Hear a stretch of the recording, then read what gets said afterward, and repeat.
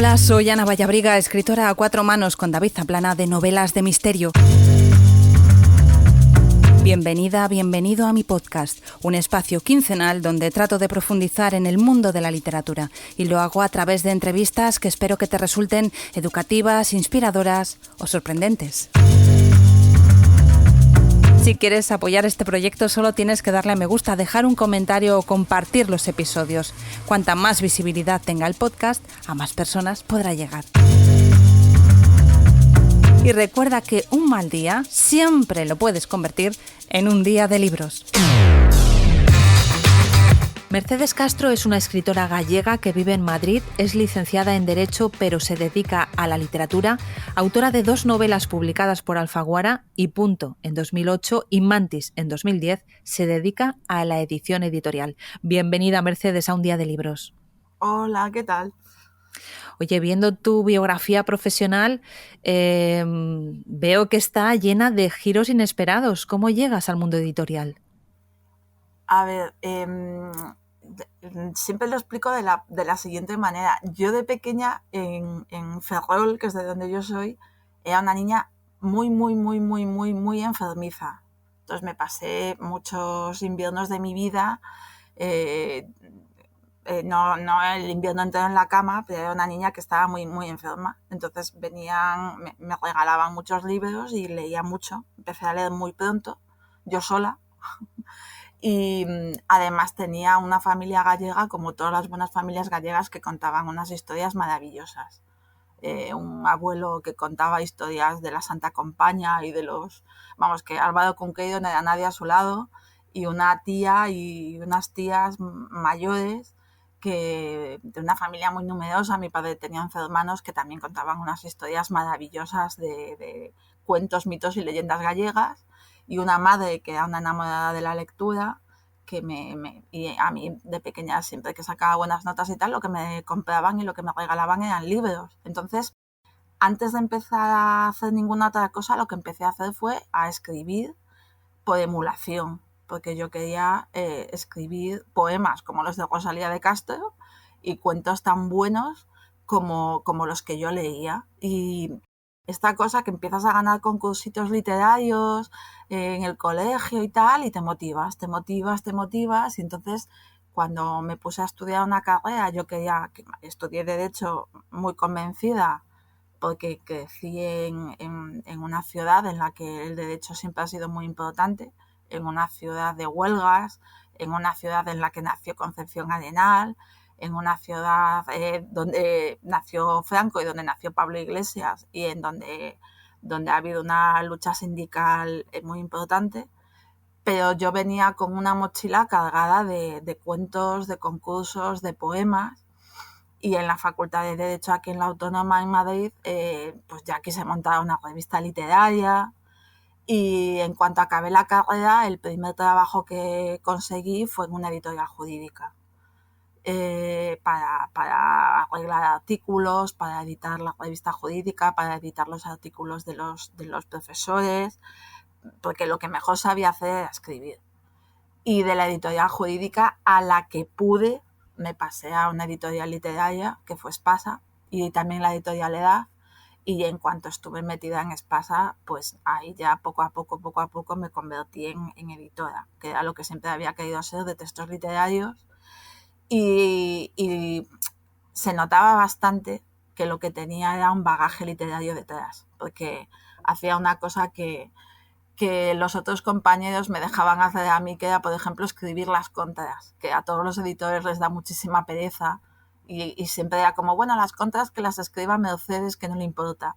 Y me dedicaba a escribir todas las contras yo, y las biografías para las solapas y todas estas cosas. Y en el fondo lo que yo siempre digo es que la cabra tira al monte, y que uno acaba donde realmente ha debido estar siempre. Si tienes suerte en la vida, como yo, y te dedicas a hacer lo que siempre te ha gustado, que es un oficio relacionado con lo que te gusta de verdad, que es la literatura. Mira, esta entrevista la estamos grabando en el mes de marzo, pero se publica el día 1 de mayo, el Día de los Trabajadores, cosa que me viene muy bien con toda la lucha sindical de la que has hablado al principio. Sí. Bueno, Pero es que yo nací en estado de sitio, que siempre lo cuento y la gente se parte de la risa. O sea, yo nací en mitad de una huelga.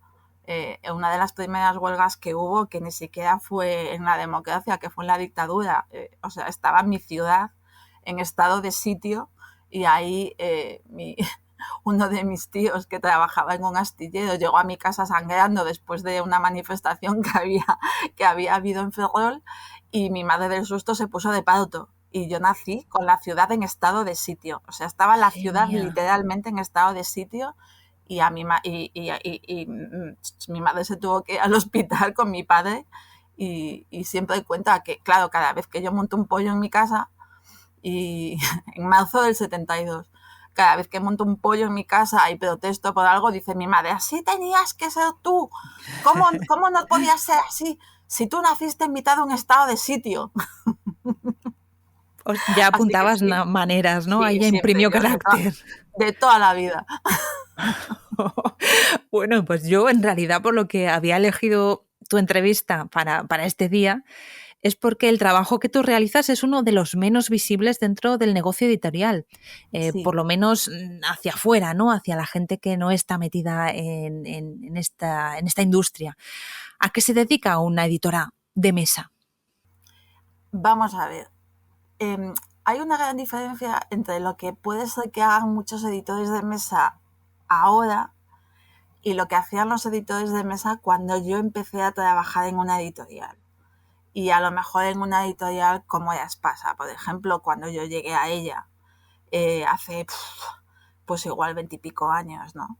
Hay una diferencia muy grande entre ese concepto de editor que se ve, por ejemplo, en las películas, sobre todo en las películas americanas, y a lo mejor el trabajo que hacen algunos otros editores hoy en día, el trabajo ha evolucionado y tal vez hay muchos editores muy vocacionales, pero es verdad que puede ser que no tantos editores hagan este trabajo de intervenir en los textos en el buen sentido de la palabra y darle el apoyo al autor en el buen sentido de la palabra que se hacía pues hace unos años, que era el típico editor que estaba ahí para todo, que te cogía el teléfono a la hora que fuera, con el que te podías sentar a hablar de la novela, con el que le podías dar todas las vueltas que fueran necesarias, con el que pensabas la novela, lo que funcionaba, lo que no.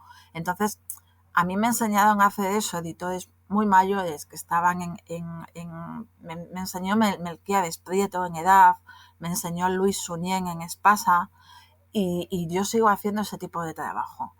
Y es verdad que el negocio editorial ha evolucionado, que hoy en día los tiempos se han acortado, que el negocio editorial se ha convertido en una gestión y que queda muy poquito tiempo para hacer esto. Pero bueno, yo lo sigo haciendo y muchos otros editores que yo conozco lo siguen haciendo y lo deseable es que se siga haciendo.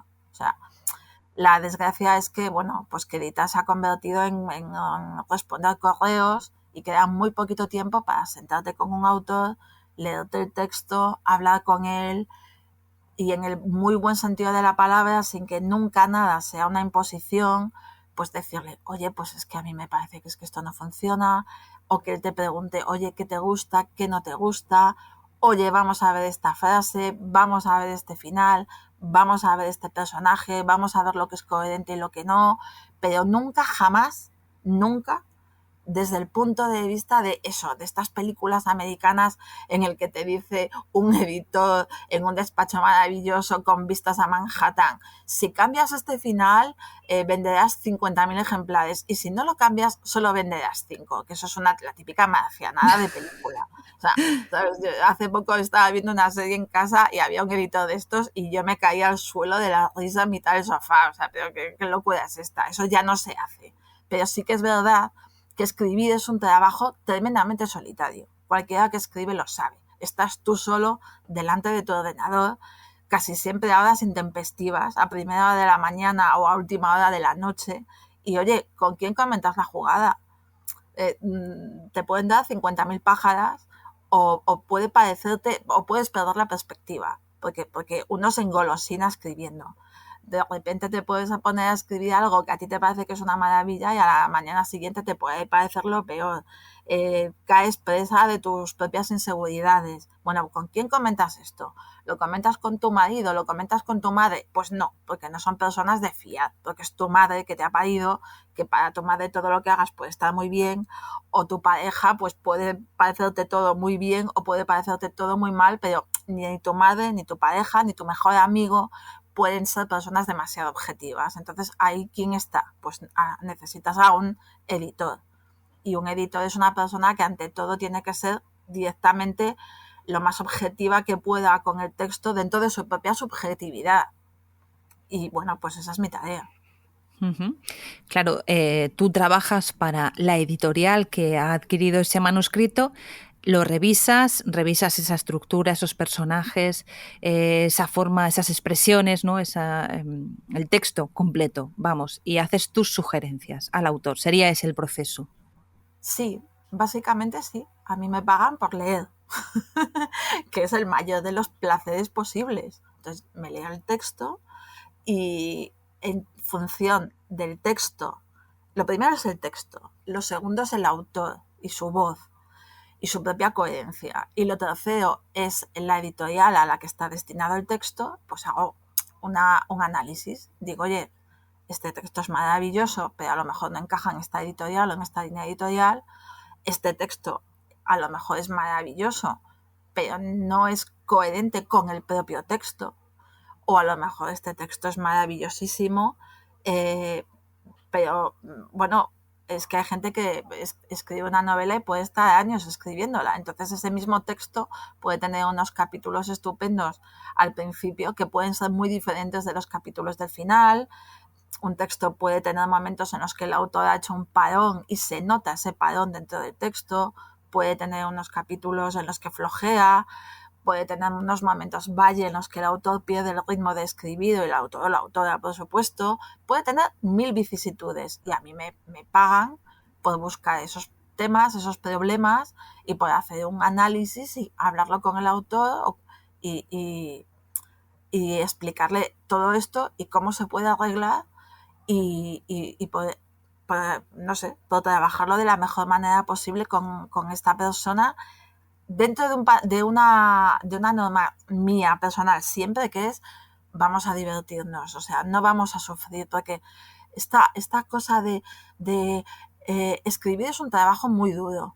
O sea, a mí toda esta gente que dice que escribir es muy divertido y tal, lo miro así como con una cierta distancia y con una ligera desconfianza de, pues no sé, o sea, para mí escribir siempre ha sido un proceso difícil y duro. En momentos te lo puedes estar pasando muy bien, pero es un trabajo que cuesta. Entonces, vamos a hacer de la edición un trabajo lo más relajado y divertido posible. O sea, yo no concibo la edición como una lucha de egos entre el editor y la persona con la que tú estás trabajando, el autor o la autora. Vamos a divertirnos, vamos a trabajar bien, es una tarea constructiva, vamos a hacer lo mejor posible para el texto y la última palabra la tiene siempre el autor y yo lo que hago son sugerencias y si quieres bien y si no también. Ahí has mezclado también un poco tu labor como lectora para editoriales, es decir, tú eres de las que dicen este sí, este no, ¿no? Un día frustrada coges y no aceptas ninguno, otro día. Esa es la visión que tenemos los escritores. No, hoy que va, no, esta cosa también, no, o sea, Desmitifica. sí, vamos a desmitificar, no, a ver, una Pero cosa lo que es... quería decir es que creo que hay, como has hablado de tus dos facetas, una parte de editora, que sería cuando el manuscrito ya es aceptado y Sí, empiezas a trabajar con el autor, y otra parte como lectora, donde tú analizas si ese manuscrito encaja dentro de la línea editorial y sí, si tiene posibilidades, aunque no encaje exactamente, si tiene posibilidades de encajar, ¿no? claro, Y ese sí. sí o ese no que tú das finalmente. Sí, pero vamos a ver, es que aunque lo que digo va a parecer una contradicción, pero eh, lo mejor que le puede pasar a un manuscrito es que esto es como cuando buscas novio. Lo mejor que le puede pasar a una novela es encajar en una editorial en la que estén convencidos de que esa novela es para ellos o de que la quieren publicar, aunque no sea para ellos. Es decir, que cuando tú a veces haces la tarea totalmente ingrata de rechazar una novela y decir, mira, o sea, que yo me encargo muchas veces en al revés hago esto, ¿eh? O sea, esta cosa terrible de Ya decir, sabéis, escuchantes, alguien que haya enviado la novela al revés y no se la hayan aceptado, ya sabéis. hago esto para otras editoriales, pero no soy yo la persona que escribe este mail. Pero en al revés yo escribo estos mails y digo, fulanito, fulanita, lo siento mucho, esta novela no encaja en nuestra línea editorial. O fulanito, fulanita, lo siento mucho, esta novela está muy verde. Esto, Es que dicho eso así, es duro para ti, es duro para la sí, persona que lo recibe, hay que hacerlo con mucho cariño, ¿no? hay que hacerlo con muchísimo cariño, hay que ser muy didáctica, pero también hay que ser muy sincera. Ujú. Vamos a ver, lo mejor que puedes hacer es ser sincera con estas personas, con estos autores, porque mentirles no es, o sea, quiero decir, las mentiras piadosas no ayudan. A mí cuando me han rechazado novelas, que me las han rechazado, los mejores favores que me han podido hacer han sido las verdades constructivas. Es decir, lo siento mucho, no me encaja esta novela aquí, porque si me han mandado una novela que es de ciencia ficción en una editorial que publica novela negra, es que no hubiéramos sabido venderla bien, no hubiéramos sabido presentarla y los Ujú. lectores de ciencia ficción no hubieran sabido encontrarla en nuestra línea editorial.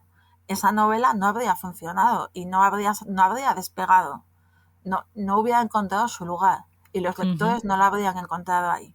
O sea, eso por un lado. Con lo cual, lo mejor que puedes hacer es decirle a este autor, busca las editoriales que publican ciencia ficción y que sabrán hacer con tu novela lo que tienen que hacer, que es publicarla y publicarla bien. Eso por un lado. Pero si la novela tiene algún problema, lo mejor que puedes hacer por este autor, desde totalmente tu opinión, que puede estar totalmente equivocada, es decirle, oye, fulanito, no te publico tu novela porque de verdad que bajo mi punto de vista, que me puedo equivocar, es que necesita madurar, porque la prosa está un poco verde. Y a este autor, si, si sabe aceptar este consejo, será cogerla, volver a revisársela y ahí madurará, crecerá como escritor. O sea, yo lo he hecho así. O sea, el problema es cuando nadie te dice nada. O sea, Que es lo lo que yo, habitual. claro, eso es lo habitual. Y a mí me ha pasado muchas veces y lo he hecho y casi siempre me he arrepentido. Pero luego, por 2 o 3 veces o 4 o 5 veces en las que no me he arrepentido, me ha valido la pena mucho, casi siempre he mandado mails diciendo, lo he hecho en Espasa, lo he hecho en casi todas las editoriales en las que he estado, diciendo, fulanito o fulanita, me llamo Mercedes Castro, soy la editora de narrativa de esta editorial. Me he mirado tu novela. No la puedo publicar porque en esta editorial no publicamos este tipo de novelas. A lo mejor tu novela es, yo qué sé, romántica, de ciencia ficción o de lo que sea, y en esta editorial no publicamos esto. Pero de verdad está fenomenal. Bueno, esa es la carta O más sea, me ha amable, ¿no? encantado. Esa es la parte más amable. No, me ha pasado muchas veces y me ha pasado con escritores que siguen publicando y que me han mandado sus novelas y sus cartas después. O sea, y no voy a dar nombres, pero me ha pasado. Ujú. Entonces, de verdad, no dejes de escribir. O sea, vale la pena, sigue intentándolo. O sea, en esta editorial no tienes hueco, por lo que sea, Sí. porque nos dedicamos a publicar esto y tú haces esto otro. Pero, por favor, no dejes de escribir y sigue intentándolo. O sea, me ha pasado muchas veces, o me ha pasado muchas veces decir, tu novela está verde, pero de verdad que escribes muy bien, sigue, inténtalo y no dejes de hacerlo, no te desanimes. Con esta novela tiene unos puntos súper positivos, pero falla aquí, aquí y aquí. Guarda esta novela en el cajón, pero o arregla esta novela, pero no dejes de intentarlo.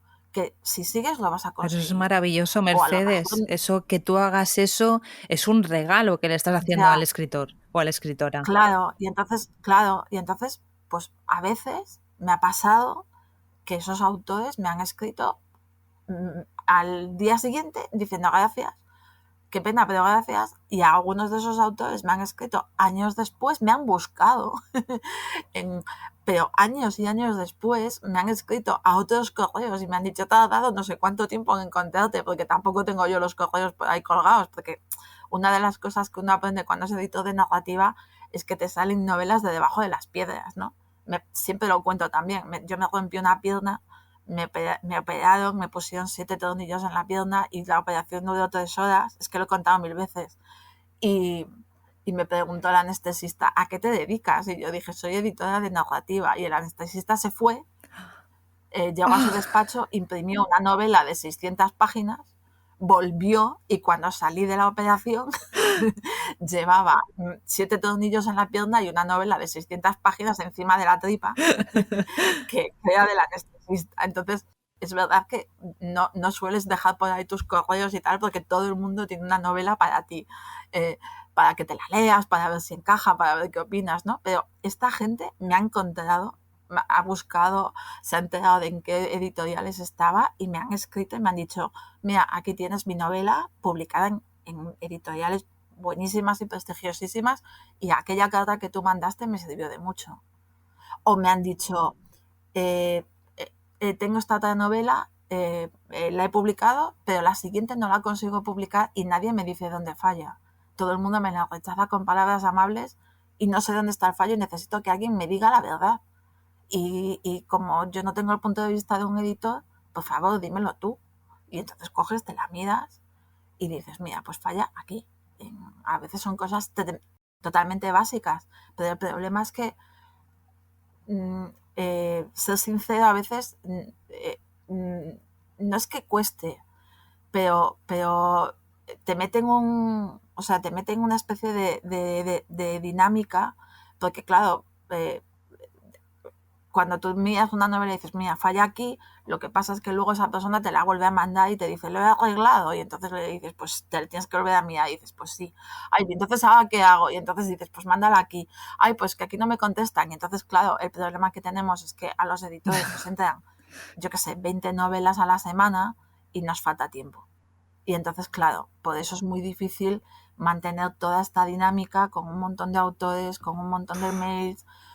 O sea, a veces rechazas una novela, claro, y te chupa muchísimo tiempo, no lo puedes hacer con tanta gente como quisieras. Bueno, y es tu Y trabajo, entonces, ¿no? bueno, pues es mucho más fácil pues mandar estos mails tipo que le mandarán a un montón de gente diciendo, pues lo sentimos mucho, su novela no encaja en nuestro plan editorial y ya está.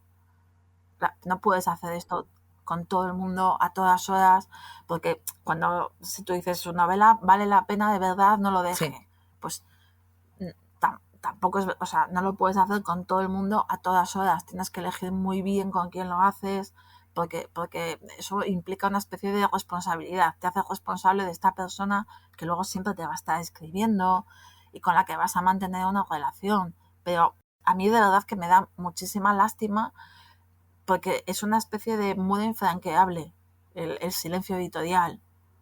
Y hay gente que se puede estar tirando años y años y años escribiendo las editoriales y nunca va a llegar a saber por qué no consigue saltar esa barrera.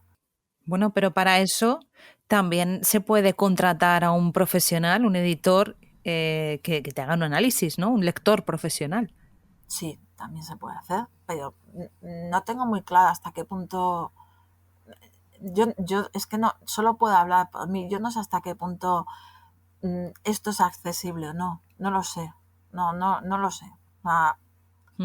Sí se puede contratar, sí, pero es que yo no, te soy sincera, ¿eh? O sea, soy sincera porque hablo por mí. Como yo trabajo en esto, nunca me he puesto a buscar dónde se encuentran los lectores profesionales, en Instagram, en LinkedIn, en qué páginas o dónde están. O sea, a mí me ha contactado gente a través de amigos, familiares y conocidos y parece ser que no es tan fácil encontrar a profesionales que se dediquen a ello o que acepten hacerlo. O sea, sí. Y que sean buenos, porque claro, mucha gente puede venderse, ¿no? Como lector profesional, pero no saber cómo funciona el mercado editorial, cómo funciona cada una de las editoriales, qué se busca. Claro. y luego aparte pues saber lo que es la teoría, ¿no? De contar historias, que también. Claro, sí, es que es una cosa, bueno, que acabas desarrollando, bueno, pero yo me imagino que pasará como en todos los oficios. O sea, yo si me quisiera meter ahora mismo en el mundo del cine o en el mundo de la música, no tendría ni la más mínima idea de por dónde empezar. O sea, si tuviera una hija que quiere ser cantante, ¿qué haría yo para decirle a mi niña, pues hija mía, qué bien cantas, pero es que no sé por dónde se empieza? Pues abriría internet y buscaría y pondría, mi niña quiere cantar. O sea, yo qué sé, ¿qué haría? Buscarías un podcast que se llamara Un día de canciones. Pues algo así. Pues me imagino que la gente pues haría más o menos lo mismo. Entonces, es cierto, pues no hay herramientas, todo el mundo está perdido y en el mundo editorial pues pasa lo mismo. Quiero decir, los oficios que tienen que ver con talento, hay mucha gente que tiene un talento pero que no sabe cómo desarrollarlo. Pues lo mismo pasa en el mundo editorial que en el mundo del cine, que en el mundo de la música, que en el fondo no existe una carrera que te enseñe a escribir. O sea, no existe, o sea, existe filosofía, literatura, filología, pero en España no existe, como existe en Estados Unidos, carreras que son carreras en sí en las que te enseñen a escribir. O sea, aquí tenemos escuelas de escritores, cursos, talleres de literatura, pero no tienen esa certificación. Tienes un poco que fiarte, que buscar, que informarte tú por tu cuenta. Algunos son súper válidos, otros no tanto. Pues te tienes que fiar de los profesionales que los están dando. Unos están muy enfocados a la escritura creativa, otros, pero hasta qué punto son más o menos prácticos, hasta qué punto te garantizan más o menos que el aprender a escribirte, o sea, porque escribir es una cosa y publicar es otra, es que es todo muy complicado. Uh-huh.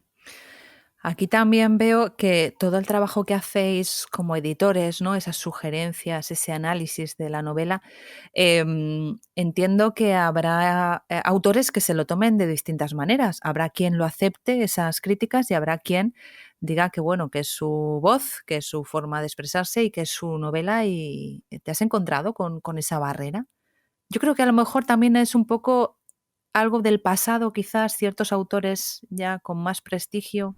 A ver, yo me... Vamos a ver. Voy a decir una barbaridad. Aviso ya. Hace 2 o 3 años me encontré con un autor de entrada y le dije, bueno, tenía una novela, era un autor primerizo que tenía una primera novela, ¿no? Entonces le dije, bueno, te voy a tocar muchísimo las narices y te voy a hacer un montón de correcciones y no te van a gustar. Entonces él me miró muy sonriente. Luego le voy a mandar el enlace al podcast y se lo voy a decir. Y me dijo, vas a tener un problema conmigo porque yo soy muy simpático. Y yo le miré y le dije, sí, pero es que yo soy más simpática. O sea, cuando era más joven de lo que soy ahora, no sabía manejar mis habilidades. Y entonces utilizaba mucho la vehemencia, pero con los años he aprendido a manejar la mano izquierda y la simpatía. Es que yo no te tengo que convencer de nada. O sea, yo esto no lo hago por ego mío. Yo edito muchísimas novelas al año. O sea, de verdad estoy convencida de que poner esta coma aquí o quitar esta coma o cambiar esto aquí es lo mejor para la novela. Y yo te voy a dar argumentos de por qué es lo mejor para la novela. Tú escúchame y si quieres, fenomenal. Y si no quieres, pues oye, bonitiño, pues tú mismo, ¿sabes? Entonces, no he tenido problemas, yo creo que no he tenido problemas desde hace años con nadie, pero porque yo también he aprendido a hacerlo. Al principio, cuando parecía, yo qué sé, cuando tenía 25, 26, 27 años y parecía que tenía 21, 22 o 23 años y estaba en Espasa y trabajaba con señores tremendamente consagrados, tuve yo creo que uno o dos roces nada más, con señores muy mayores y de otra época, pero nada más que un par de roces. Recuerdo uno con un traductor y recuerdo otro con un autor y nunca he tenido más. O sea, he trabajado con gente absolutamente generosa, o sea, y respetuosa. Recuerdo trabajar con Fernando Fernán Gómez con un respeto exquisito Recuerdo a Ana María Matute, que fue de las mejores experiencias que he tenido jamás. ¿Por qué? O sea, porque ya encantadora, maravillosa, o sea, inteligentísima, no sé, o sea, era solidaria, era todo lo que ella tuvo que pasar en sus tiempos, todo el rechazo que ella tuvo por ser mujer y escribir que lo tuvo, estaba dispuesta a que no lo pasara a nadie más. Era muy inteligente, era muy lista, tenía mucha ironía, tenía también un poquito de mala leche. Conmigo fue siempre encantadora, siempre. He encontrado gente absolutamente generosa. Y luego también he encontrado autores más difíciles, con los que he tenido que dar, como digo yo, varias vueltas de, bueno, si no lo intentamos por aquí, lo podemos intentar por allá. Y si no lo conseguimos del derecho, lo podemos conseguir del revés para que el libro salga mejor, porque se resistían como gato panza arriba. Pero yo tengo un speech mítico que el 90% de los autores complicados lo han oído y siempre es el mismo, que es, vamos a ver, o sea, es un speech que muchos autores han escuchado de mis labios, que es siempre es el mismo, que es, vamos a ver, fulanito o fulanita. Yo edito muchos libros al año, de verdad que no tengo ningún empeño en cambiar esto por capricho. O sea, yo quiero insistirte en que arregles esto de tu novela, porque creo que va a ser mejor para la novela. La novela la firmas tú con tu nombre. Yo, o sea, de verdad, es que cuando quiero hacer algo a mi gusto, escribo yo mis libros. Pero es que la novela vaya mejor o peor, ya no tiene que ver con el dinero que se gaste una persona al comprarla, ni tiene que ver con los árboles que se tengan que talar para hacer la pulpa de papel para imprimir este libro. Que salvar el planeta tiene un puntazo y gastarse el dinero ya tiene otro puntazo. Escribir un buen libro tiene que ver con el tiempo, que es lo que más, para mí, llegados a esta edad que tengo yo, es lo que más puede valer en el mundo. O sea, no hay nada más descorazonador que una persona llegue al final de una novela y diga, cuando llega a la última página, este libro me ha supuesto una pérdida de tiempo.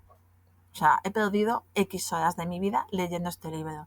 No me ha aportado nada. Este final me ha decepcionado y he perdido el tiempo leyéndolo. Que es una cosa que decimos muchas veces cuando salimos del cine, de, bueno, he perdido 2 horas de mi vida viendo esta película. O sea, eso no se puede restituir.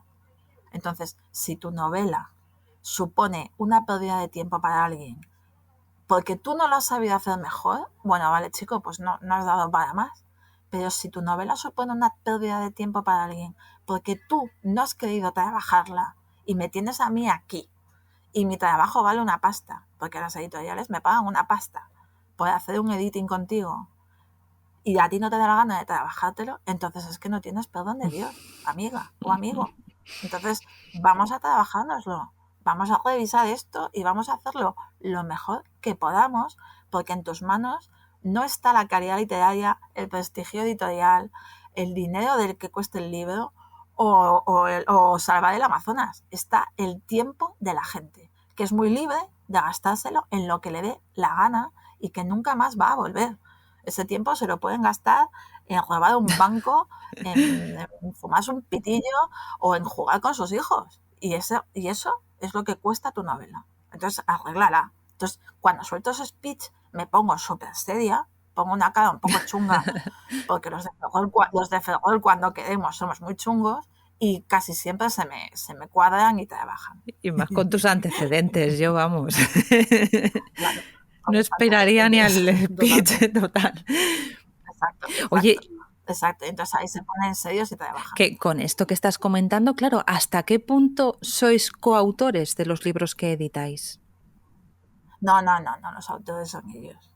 O sea, es que tú hay libros en los que puedes dedicarte a corregir la puntuación, hay libros en los que puedes dedicarte a revisar, pues yo qué sé, el estilo de escritura, hay libros en los que puedes revisar algunas partes de la trama que no encajen, pero escriben ellos, la idea es suya, la historia es suya, el peso de la trama y de la escritura lo han llevado ellos y tú eres una persona que estás ahí pues revisando con ellos, porque revisar es un trabajo muy duro. Hay novelas que tienen un montón de páginas y uno pues cuando ya has escrito un libro, pues yo entiendo que le puede dar pereza revisar ese libro. A mí me da pereza revisar mis propios libros.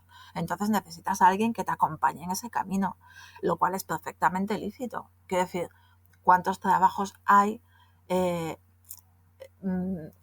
los que, o sea, en los textos periodísticos, en 50.000, yo qué sé, un arquitecto hace los planos de un edificio y hay muchísimas personas revisando esos planos y colaborando en ellos. Entonces, bueno, pues en un trabajo editorial uno escribe un libro y hay una primera lectura y hay un corrector y luego hay otro corrector y luego hay un maquetador y luego hay unas galeradas. Entonces, pues es muy normal que mucha gente revise ese libro, no pasa nada. Entonces, yo soy una persona que estoy ahí pues trabajando y diciendo y tocando las narices. O sea, mi trabajo es primero es leer, que es maravilloso, y luego es tocar las narices, que me deja súper relajada. O sea, mis hijos dicen que soy la mejor madre del mundo porque yo ya llego a casa súper relajada con ellos. Lo escuchan los oyentes, lo escuchan cuando he dicho lo de rechazar y no sé qué, y ella, no. Bueno, matiz. No, pero bueno, es un trabajo en el que tú buscas estos errores, estas erratas y les ayudas. Pero no, o sea, un libro es algo que tú te sacas de dentro y se lo han sacado ellos de dentro. Uh-huh.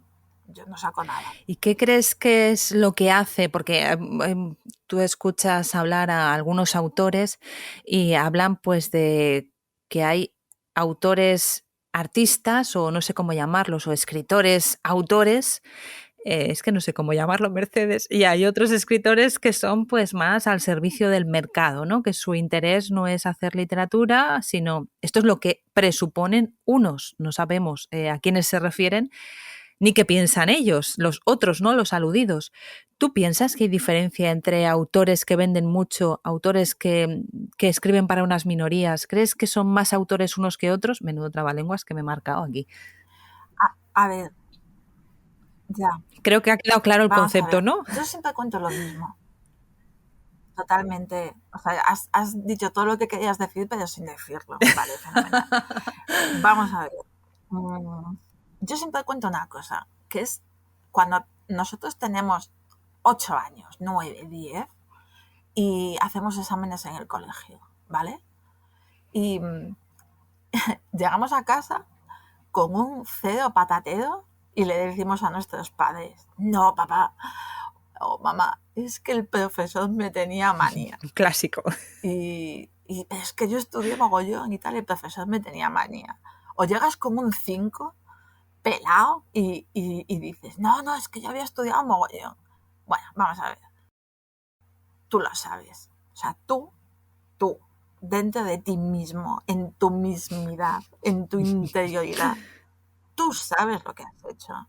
Tú no te puedes engañar. Tú puedes intentar engañar a tu profesor, a tu madre, a tu padre o al Espíritu Santo, pero tú sabes lo que has hecho. Tú sabes si has estudiado mucho o si has estudiado poco.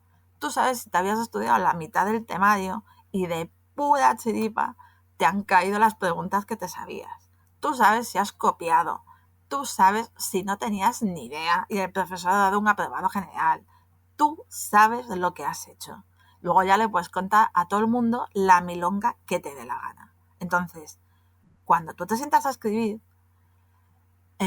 hay un factor que es la capacidad que tú tengas, que eso ya tiene que ver con el talento. Entonces tú puedes tener capacidades máximas o mínimas y te pueden salir cosas con independencia de lo que, o sea, que es como yo cantando que soy un pato.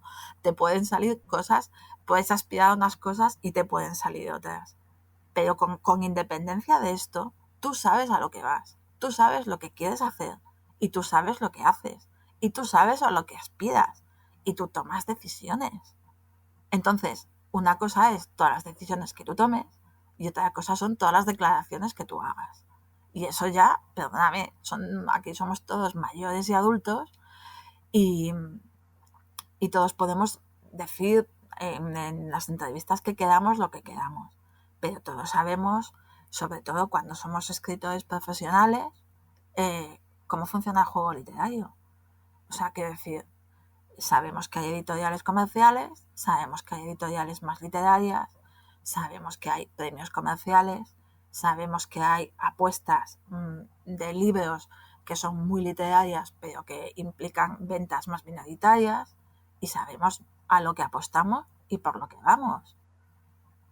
Y luego ya también sabemos que nos puede doler más o menos vender mucho pero tener poco prestigio, o podemos hacer como lo que siempre cuento yo, que es una máxima femenina, que tienes el pelo rizado y lo quieres tener lacio, y tienes el pelo lisísimo y lo quieres tener rizado como tu amiga, o tienes el pelo totalmente ensortijado y es maravilloso, pero tú has aspirado toda la vida a tener el pelo de tu vecina. O sea, entonces, una cosa es lo que quieres, otra cosa es lo que tienes, otra cosa es lo que haces y otra cosa es lo que te gustaría que te reconocieran. Pero yo creo que aquí, si somos adultos y si somos mayores, nadie se engaña. Y a mí, desde luego, como editora, ningún autor me va a meter en esta polémica. Ninguno. Y tú tampoco. Vale, también está la última opción, que es lo que tú puedes hacer y lo que a ti te gustaría hacer, ¿no? Que, bueno. Claro, pero bueno, a lo mejor no es una cuestión de lo que, o sea, a lo mejor es lo que puedes hacer, lo que te gustaría hacer o el valor de hacerlo. Uh-huh.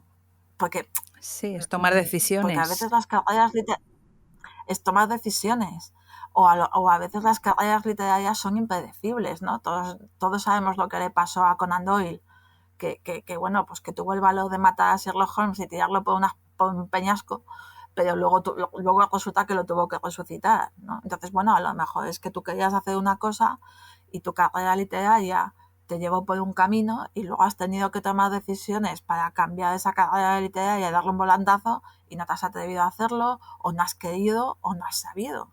O sea, hay que tomar decisiones. Yo tomé una decisión, yo escribí punto, y todo el mundo me dijo, sigue escribiendo novelas de esta detective, y tomé la decisión de no hacerlo y me metí una leche impresionante. Podía haberlo hecho y no lo hice. Escribí otra novela, a mí me encantó hacerla, a lo mejor tenía que haber seguido con esa saga y no seguí. Bueno, escribiste Mantis, que es un referente dentro de la literatura en España, escrita por mujeres sobre todo, porque diste una vuelta de tuerca a un arquetipo, el de la mujer fatal, y yo creo que eso se te reconoció. Yo he hecho lo que he querido y nadie me ha convencido de hacer otra cosa que no fuera lo que yo quise. Tomé las decisiones que tomé y luego he tenido una vida con unas responsabilidades y con la necesidad de pagar una hipoteca. He trabajado toda mi vida como editora, que es un trabajo que me encanta, para pagar esa hipoteca. Y he decidido lo que escribir y lo que no escribir en base, a ver cómo lo explico. Para mí, editar es lo que me gusta hacer. Leer es el vicio que he tenido toda mi vida. Y escribir es algo que ha estado totalmente al margen de decisiones que tuvieran que ver con la fama, con el éxito o con el dinero. O sea, y esas decisiones las he tomado siendo totalmente consciente de ello. O sea, podía haber decidido escribir la segunda parte de Punto, que tenía una detective, y decidí no hacerlo, decidí escribir Mantis. Y no me arrepiento nunca de haberlo hecho. Pero a lo mejor hubiera escrito la segunda parte de Punto y hoy tendría una saga de novelas protagonizada por Clara Deza y, pues yo qué sé, estaría viviendo de esas novelas. No tengo ningún problema con ello, porque soy muy feliz como soy. Si en algún momento de mi vida no me cae una maceta en la cabeza y la palmo, siempre pienso que puedo volver a escribir novelas y que puedo seguir escribiéndolas. Pero bueno, pues tengo hijos, tengo familia, tengo responsabilidades y tengo un trabajo muy absorbente y no me da la vida ahora mismo para más. Pero a lo que me refiero es a que yo tomé mis decisiones. Nadie me obligó a nada. Nadie me obligó a escribir Mantis y nadie me obligó a no escribir una continuación de Y Punto. Pero esas decisiones, pues, conllevan un coste. Conllevan el coste de, pues no sé, de no tener una saga de novelas protagonizadas por detectives. Yo no tengo ningún problema con ello, pero el más mínimo. O sea, soy una mujer muy feliz y súper realizada con cómo estoy. he escrito 9 biografías para RBA y soy muy feliz de haber escrito estas biografías que son un encargo editorial, son un trabajo alimenticio y lo he hecho con todo lo que yo sé de escribir literatura. No pasa nada, es que soy súper feliz con todo ello. Lo que no puede ser es que algún escritor me quiera convencer a mí de que el mercado te dirige a ti. O sea, tú eres mayor y eres adulto y tú sabes tomar tus decisiones, luego apechugar con ellas. O sea, lo que no puede ser es que me digas, es que a mí la crítica me toma como un escritor comercial cuando yo soy literario. O es que a mí la crítica me toma como un escritor literario y yo lo que quiero es vender. Macho, si sabes escribir y si sabes tal, tú llevas el volante de tu carrera. De todas formas, esto también es un poco como de blancos y negros. Y yo creo que siempre hay matices de grises, ¿no? Sí, totalmente. Totalmente, porque ahí es lo que digo yo, que uno toma decisiones, pero cómo el mercado te interpreta a ti, cómo Eso es. o sea, las carreras literarias, uno toma sus propias decisiones, pero luego el éxito, el que un libro se venda más o menos, el que un libro funcione o no funcione, no depende de uno en absoluto. O sea, tú eres libre de tomar decisiones que tienen que ver con las ofertas que recibas o con las editoriales a las que envíes tu libro o con, yo qué sé, con las contras que puedas escribir para tus libros o con cómo tú des las entrevistas que decidas dar o con lo que tú aceptes dentro de las ofertas que te hagan, pero el éxito literario es una cosa totalmente esquiva y en el momento en el que la novela sale al mercado literario no depende de ti para nada. Hay cosas que puedes hacer para ayudar a tus libros, puedes hacer más promoción, puedes intentar dejarte la vida haciendo clubs de lectura, entrevistas, puedes hacer lo que tú quieras, pero luego hay muchísimas cosas que no dependen de ti, muchísimas, muchísimas. Y entonces ahí eso ya no tiene nada que ver contigo. Sí, aparte se puede tener... Y tú lo sé y tú lo sabes. Sí, sí, sí, claro. Y tú, Lo sí, sabemos todos, quiero decir, sale tu novela, tienes la presentación de tu vida para hacer tu novela. Yo me acuerdo un caso que pasó cuando estaba en Espasa y se muere ese día Rocío Jurado y todas las entrevistas y todo tal pasan totalmente desapercibidas en prensa para esa presentación que teníamos montada para un autor. Pues se fue a la mierda. Todas las páginas de cultura se dedicaron a la muerte de Rocío Jurado ese día y toda la presentación, todo lo que había para esa novela no salió a la mierda. Sale tu novela y Vargas Llosa escribe un artículo sobre su novela, nadie sabe por qué y esa novela lo peta. O cosas así. Sale tu novela, pasa desapercibida no sé cuántos meses y un día Pedro Sánchez se baja de un avión con tu novela debajo del brazo. Pues fenomenal. O sea, esos giros del destino no dependen de nadie. Y eso determina la vida de un libro. Eso, una buena portada. La portada de La sombra del viento. Esa cubierta maravillosa. Una mala portada.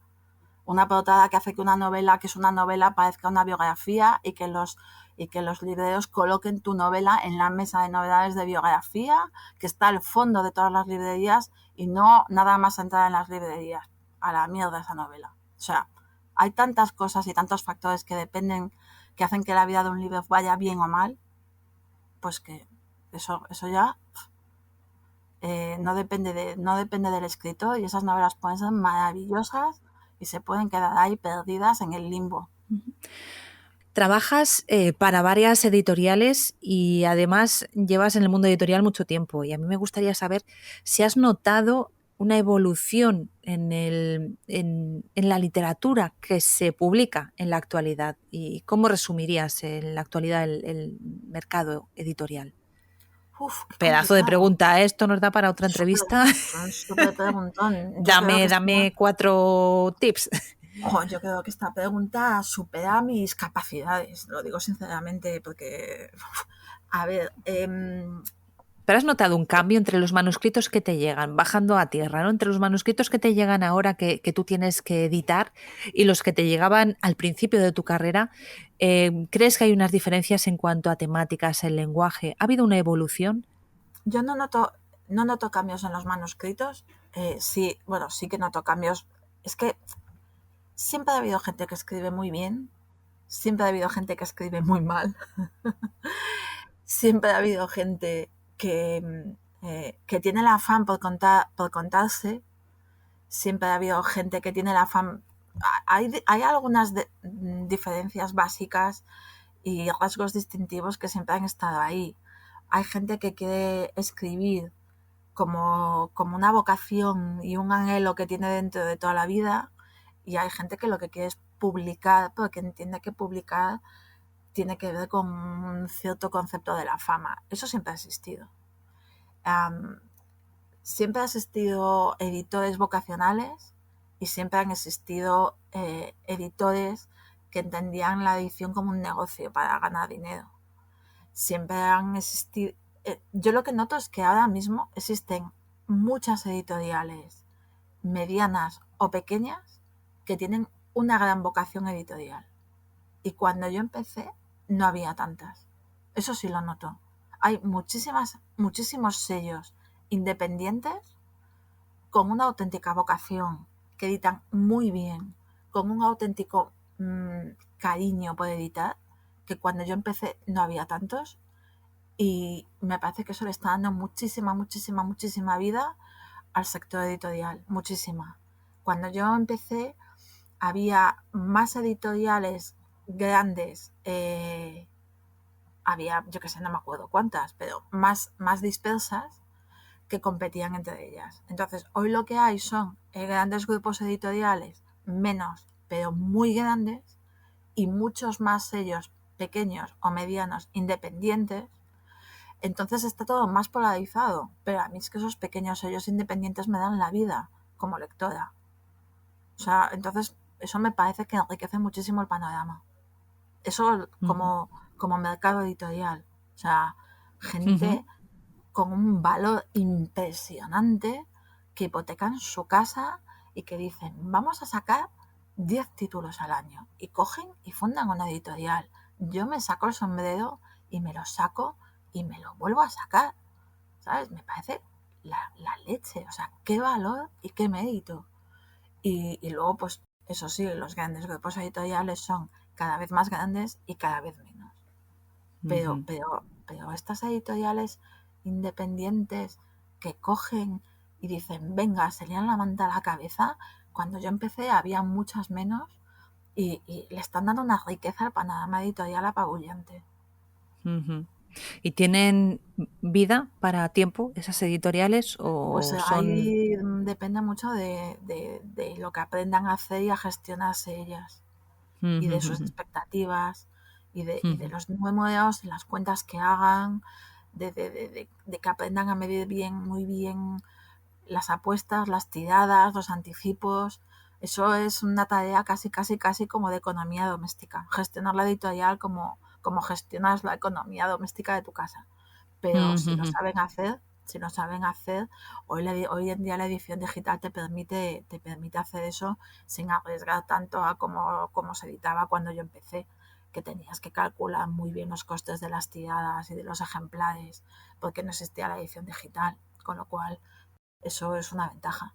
Se puede reimprimir de 200 en 200 ejemplares hoy. Entonces, bueno, eso también te lo permite. En diciembre de 2020, Chema Alonso, encargado de la ciberseguridad de Telefónica, creó el proyecto Maquette, una inteligencia artificial que hace que cualquier texto se pueda convertir al estilo de las aventuras de Alatriste. Una vez entrenado, el sistema dice que palabras no encajan en la manera de narrar de Reverte y sugiere cambios para adaptarlas. Además, existen más proyectos, tú lo sabes, ¿no?, de inteligencia artificial aplicados a la literatura. ¿Va a acabar esto con la figura del escritor o escritora? Yo creo que no. Bueno, expliquemos un poco, que no lo he explicado, pero claro, la inteligencia artificial es que se introducen unos determinados parámetros y hay máquinas, ordenadores, que crean novelas. Sí. Vamos a ver. ¿Cuántos años llevan diciendo que algo, o sea, que cualquier cosa que tiene que ver con la inteligencia artificial va a acabar con algo que ya tenemos? También iba a acabar Candy Crush con el mercado del libro y Netflix, y ha venido la pandemia y se ha demostrado que donde esté un buen libro, nada de nada. Yo creo que no, Porque hay una cosa que la inteligencia artificial no tiene, que si no fuese de Ferrer lo diría en plan bonito, pero como soy de Ferrer lo voy a decir en ferrolano. La mala leche no la tiene una máquina. La mala leche para escribir una novela negra, para narrar con ironía desde las tripas, no la tiene una máquina. Y para emocionar en la parte positiva, tampoco. La intención, en definitiva, no la tiene una máquina. Entonces, yo creo que no. Que no van a acabar con esto. Es posible que sepan generar una serie de textos de la misma manera que hay tantísima gente que lee en Wattpad, pero es que eso no le veo futuro, francamente.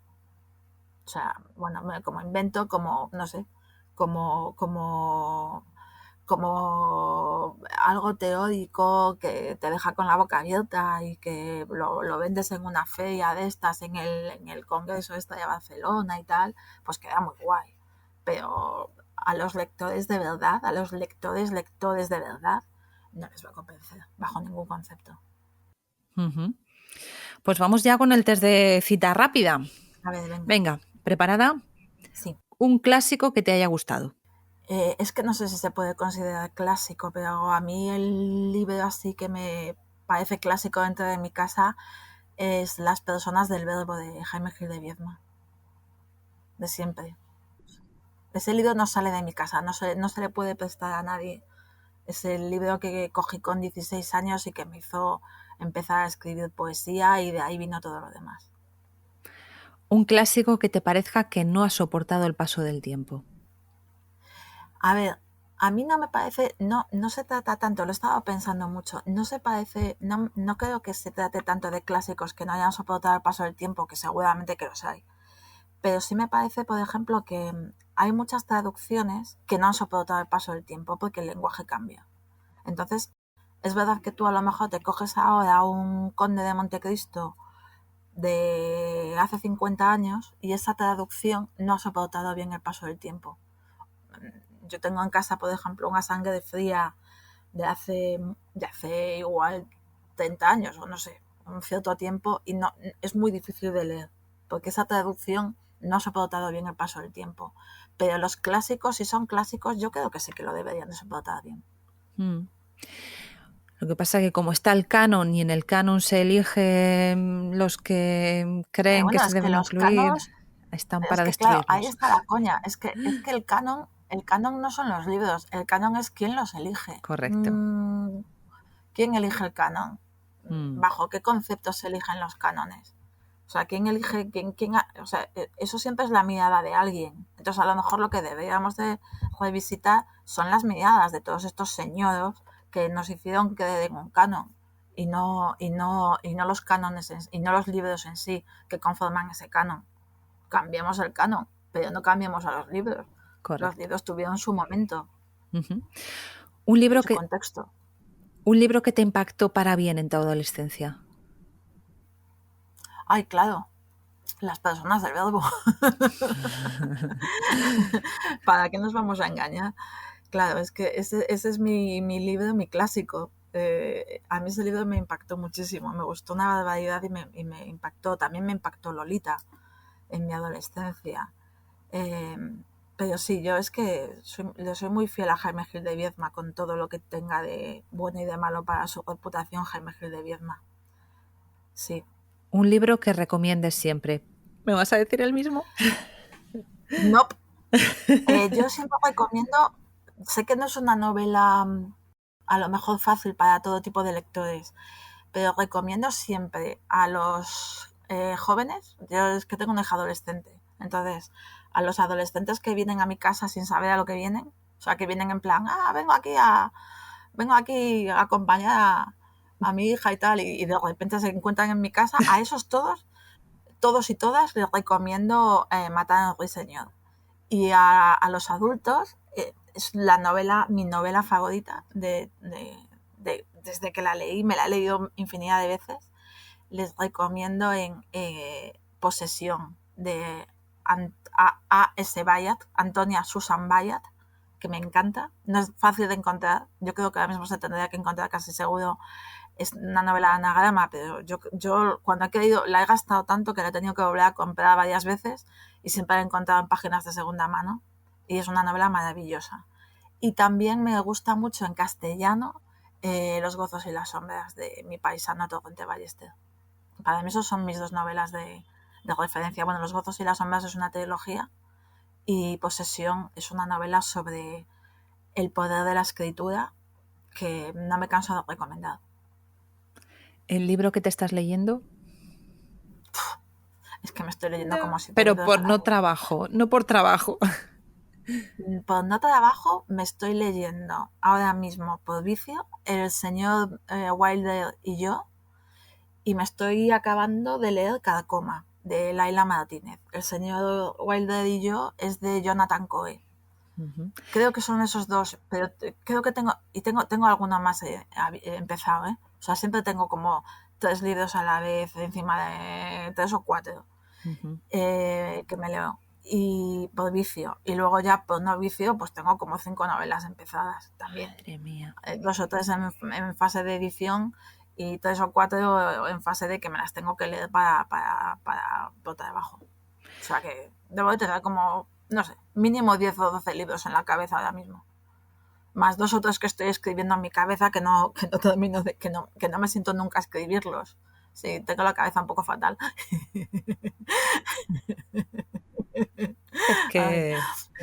Es que estoy muy mal.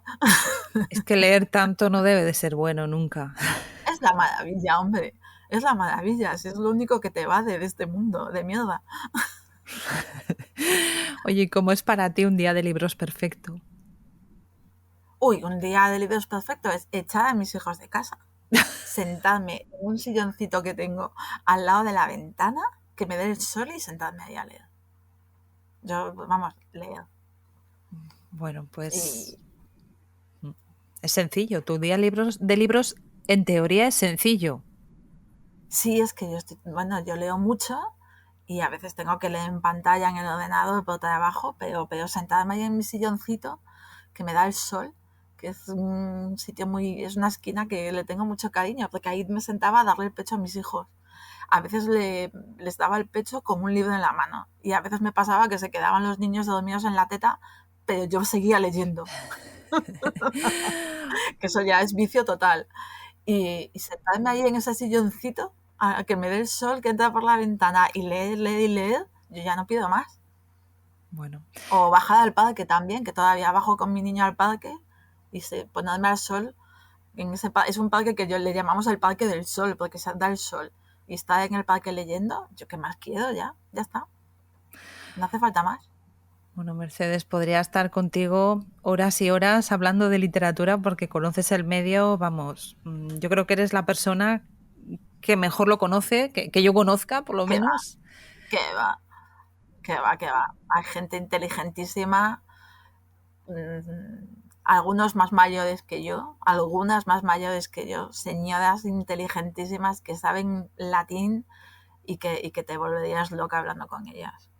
Yo soy una pringadilla, tú ya sabes que yo lo digo siempre, yo soy una pulga, soy una curranta y a mí lo que me gusta es trabajar en esto. Yo solo tengo la suerte de trabajar en lo que me gusta, que no es poca cosa, pero no, yo soy una curranta y no tendría que estar hablando aquí porque mi trabajo tendría que ser un trabajo anónimo.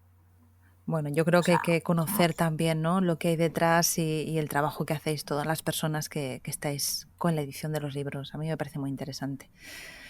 Bueno, muchas gracias, Mercedes, por habernos acompañado en este Día de Libros. Bueno, gracias a ti, como siempre.